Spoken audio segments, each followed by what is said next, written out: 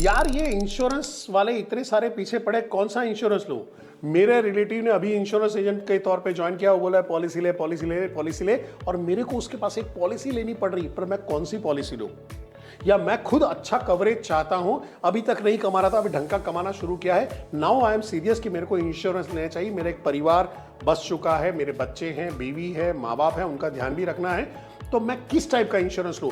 अगर आपके दिमाग में भी ये सारे सवाल हैं तो आज वीडियो में उसका अंत हो जाएगा। तो शुरुआत करते हैं। सबसे पहले समझते हैं इंश्योरेंस कितने का लेना चाहिए, यानी आपका सम एश्योर्ड, यानी बीमे की रकम, यानी मेरे को कुछ हो गया तो मेरी फैमिली को कौन सी रकम मिलने वाली है।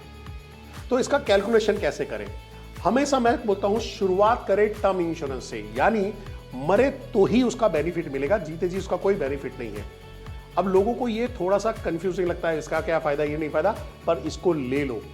वर्ल्ड के अंदर में अच्छे जो इन्वेस्टर हैं, जो अपने फाइनेंशियल प्लान करते हैं, सबसे पहला टर्म इंश्योरेंस लेते हैं। उसके बारे में फिर कभी और बात करेंगे, बट मैं मेरा अमाउंट कैसे तय करूं उसको समझते हैं। समझो कि अभी एक एग्जांपल लेते हैं कि अभी मेरी उम्र है 30 साल और मैं अपनी रिटायरमेंट की एज देख रहा हूं 60 साल, तो मेरे पास कितने साल बचे हैं? 30 साल। लिख दो साइड में 30 साल।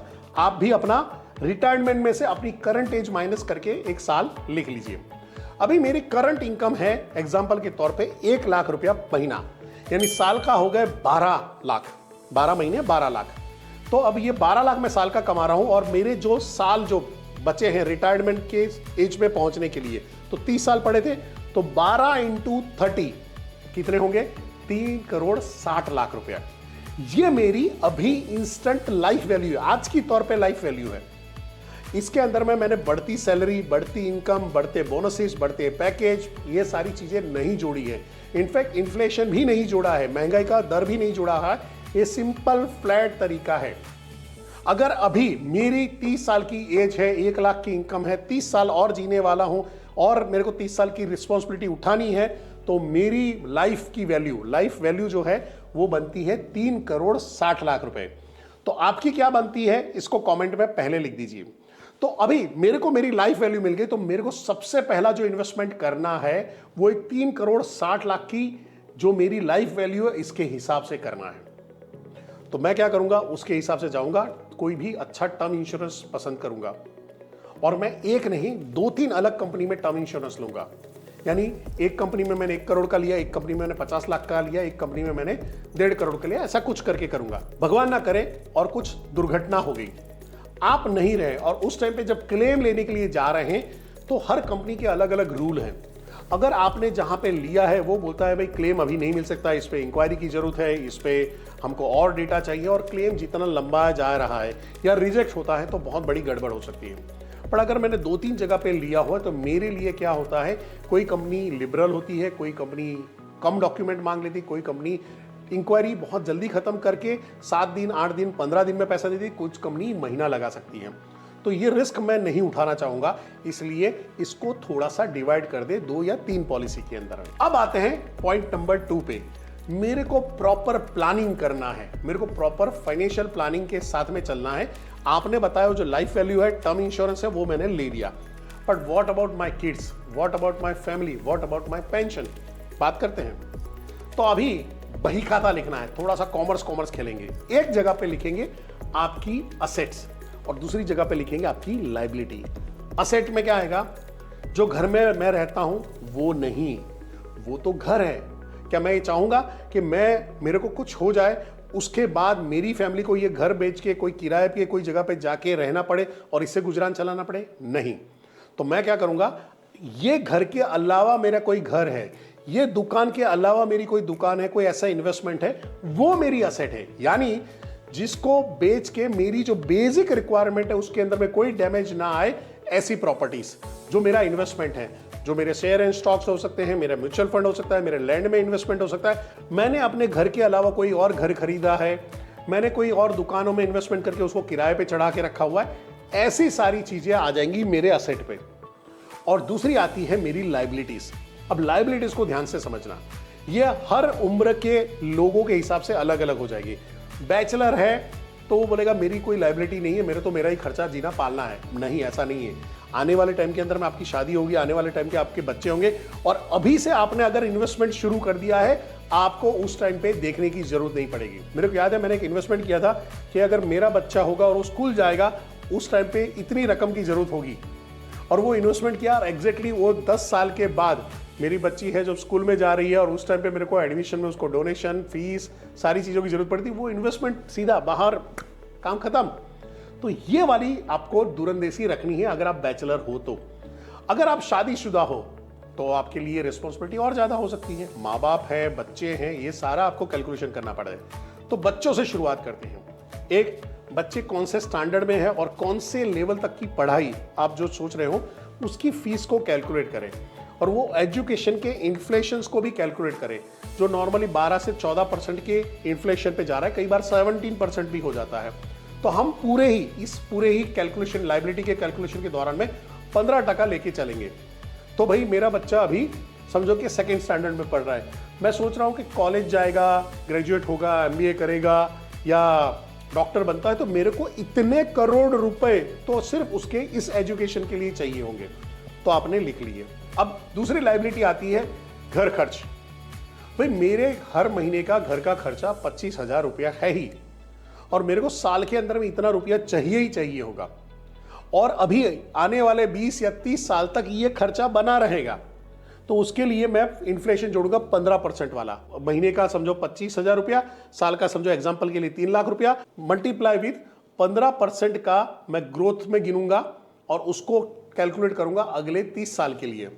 तो ये मेरा इतना तो घर का खर्चा रहेगा ही रहेगा। फिर आता है जहां पे आती है मौज शौक, जहां पे मैं पिक्चर देखने जाता हूं, होटल में जाता हूं, मैं घूमने जा रहा हूं, तो क्या मैं ऐसा चाहूंगा कि मैं न रहूं तो भी मेरी फैमिली ये वाली लाइफस्टाइल तो एंजॉय करे, कहीं पे कॉम्प्रोमाइज ना करे? तो उसके लिए मेरा क्या होना चाहिए, उसका भी कैलकुलेशन आता है, वो डाल दिया। फिर आता है ट्रैवल्स। पहले फैशन होता था गोवा जाना है, दीव जाना है, दमन जाना है, आबू जाना है, ये गुजराती यहाँ पे जाते थे। अब गुजराती कहाँ जाते हैं? मॉरिशस जाते हैं। आप चाहोगे कि आपके एब्सेंस में भी आपकी फैमिली वो लाइफस्टाइल को मेंटेन करे, तो उसके लिए भी आपको उसके खर्चे गिनने हैं, और वो अगले 20 साल, 30 साल, 25 साल के लिए आपने गिने। अब ये टोटल जितनी भी लाइबिलिटी है, लाइबिलिटी कौन सी? बच्चों की पढ़ाई, बच्चों का एजुकेशन, इसके अंदर में ट्यूशन व्यूशन, उसका अगर मौज शौक का वाला है, जहाँ पे कोई पैशन फॉलो कर रहा है, ड्राइंग के क्लास है, गिटार के क्लास है, कुंफू है, कराटे है, कोई स्पोर्ट्स में जा रहा है, तो उसके भी खर्चे आपको कैलकुलेट करने हैं। उसके ट्यूशन क्लासेस है, उसको भी कैलकुलेट करना है, वो सारी चीज़ आएगी। हाँ, दूसरा मैं भूल गया था, उसके लिए व्हीकल। हम तो साइकिल में जाते थे, ये जनरेशन नहीं जाती है, तो भाई उसका ट्रांसपोर्टेशन का भी खर्चा, थोड़े बड़े हुए तो ई स्कूटर दिलाने का खर्चा, ये सारे भी कैलकुलेशन में डालने हैं। फिर आपके घर का खर्चा, फिर आपके अगर आपने लोन वोन लिया है, व्हीकल लोन है, आपका घर का लोन है, तो वो लाइबिलिटी वहां पे डाल दी। अगर समझो उसके अगेंस्ट में आपने इंश्योरेंस ले लिया, तो आप असेट में लिख सकते हो कि भाई मैंने मकान का 25 लाख का लोन लिया था और 25 लाख का मैं यहाँ पे इंश्योरेंस लेके बैठा हूँ, तो असेट में वो इंश्योरेंस की रकम भी आ जाएगी। और फिर यहाँ पे टोटल कैलकुलेशन और ये कैलकुलेशन। अब असेट और लाइबिलिटी हो गई, लाइबिलिटी में से माइनस असेट किया, जो बचा उतने का मेरे को फंड आने वाले टाइम के अंदर में खड़ा करना है, और उसके लिए मैं इन्वेस्टमेंट करूंगा, और जरूरी नहीं खाली इंश्योरेंस में करूं। आपको इंश्योरेंस में ध्यान रखना है, 2 किस्म के इन्वेस्टमेंट प्लान मिलेंगे। एक मिलता है एंडोमेंट प्लान और दूसरा होता है unit link plan. Endowment plan आपको 4-4.5% से ज्यादा का कैलकुलेशन में दे नहीं सकता है लॉन्ग टर्म में। लॉन्ग टर्म में ये money back policy, money gone policy होती है। Unit link plan somewhat better, but share market है, उसका रिस्क अपना रहेगा। तो मैंने क्या किया है, मैंने टर्म इंश्योरेंस ले लिया है, एक यूनिट लिंक प्लान लिया है, एक पुराना एंडोमेंट प्लान था जब मेरे को इंश्योरेंस नहीं समझ में आता था, और बाद में मैंने ढेर सारी SIPs कर दी है, जिससे क्या होता है, कोई SIP ऊपर जा रही, कोई नीचे जा रही, पर इन्वेस्टमेंट प्रॉपर बना रहता है। SIP आपके रुपी कॉस्ट एवरेज, ये वर्ड को पकड़ना, सर्च मारना, पढ़ना, तो आपको समझ में आएगा, उसको बना के रखती है। लॉन्ग टर्म के लिए हमेशा 12 से 15% रिटर्न मिल ही जाता है। आपको जब आपका इन्वेस्टमेंट जब कर रहे हो, आपको यह ध्यान में रखना है, ये आपके आने वाले इन्फ्लेशन को बीट करे। अगर वो इन्फ्लेशन को बीट नहीं कर रहा है, ये इन्वेस्टमेंट आपका इन्फ्लेशन को बीट नहीं कर रहा है, तो वो इन्वेस्टमेंट आपको बीट करके आपका इन्फ्लामेशन बढ़ा सकता है। तो ये इस चीज का ध्यान रखिएगा। बट आपको सवाल होगा, परेश भाई आपको इंश्योरेंस का नॉलेज क्यों है? भाई बड़ी बड़ी इंश्योरेंस कंपनी में काम करके बैठा हूँ, ट्रेनिंग मैनेजर रहा हूँ, और वहाँ पे इंश्योरेंस कैसे बेचना है, कैसे खरीदना है, क्या चीज़ों का ध्यान रखना है, वो मैंने सिखाया है। उसकी एग्जाम्स भी मैंने क्लियर की है, और छाती ठोक के बोलता हूँ कि ये वीडियो आपके काम के आएगा। तो समरी फटाफट दे देता हूँ। समरी क्या है? एक तरफ आपके असेट में क्या होगा, आपके जितने भी इन्वेस्टमेंट हैं, share, stock, mutual fund, insurance, ये आपने लिए हैं, जमीन है, एक्स्ट्रा मकान आप रहते हो, उसके अलावा का मकान, दुकान, ऐसी कोई जगह पे जहां पे आपको पैसिव इनकम आ रही, वो सारी जगह आपने लिख दिया है। इंश्योरेंस भी इसके अंदर में गया, टर्म इंश्योरेंस भी इसके अंदर में गया, और लायबिलिटी में बच्चों की पढ़ाई, बच्चों के एक्स्ट्रा करिकुलर एक्टिविटी के खर्चे, उनके मौज शौक के खर्चे, फॉरेन ट्रिप्स, ट्रैवल, रोजाना जीने खाने मरने का जो पैसा है, किराने का खर्चा, रहने खाने का खर्चा, ये सारा आपका आ जाता है उसके अंदर में। प्लस आप अगर अपनी रिटायरमेंट के बारे में सोच रहे हो और अभी भी प्लान नहीं किया, तो उसको भी आपको लेना पड़ेगा कि 60 साल के बाद मेरे को ये पर मंथ का मेरा खर्चा रहेगा, तो इसका भी मेरे को इन्वेस्टमेंट चाहिए होगा, वो भी आपने डाल दिया। तो एक लंबी चौड़ी लायबिलिटी बनती है, और आपसे घबराने की जरूरत नहीं है। हो सकता है आपका असेट का वैल्यू 3 करोड़ 4 करोड़ से ज़्यादा ना निकले और लायबिलिटी आपकी 50 करोड़ की निकले, तो घबराने का नहीं, प्लान करने का, प्रॉपरली इन्वेस्ट करने का। सो वीडियो कैसा लगा है? काम का लग रहा है?